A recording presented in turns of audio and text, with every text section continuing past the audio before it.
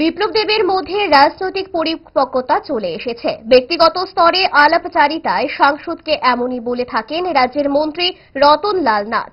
নিজের মুখেই জানিয়েছেন সাংসদ বিপ্লব কুমার দেব।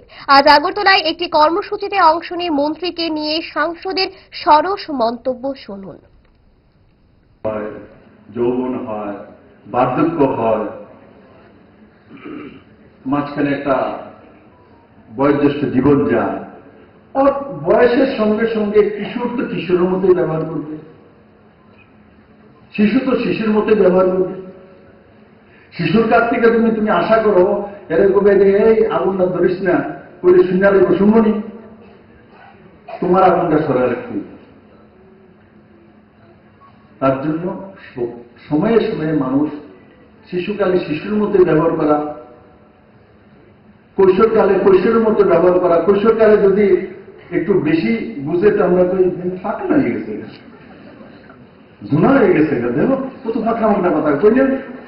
আবার এগুলি যদি আমি 35 বছরে বলি, ও হো ম্যাচুরিটি, আরে দেখো দাদার মধ্যে কি আমার মাঝে মাঝে রতন না দেখো আমার মধ্যে ম্যাচুরিটি,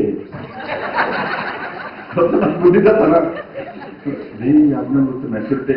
রতন আগে আসতাম না গিয়ে কম আসছেন, মানে ম্যাচুরিটি হয়ে গেছে। এখন মনে করো আমি শিশু বয়সে যদি আমি এমন ধরনের কথা বলতাম, মানুষের দেখো তো পাকে না।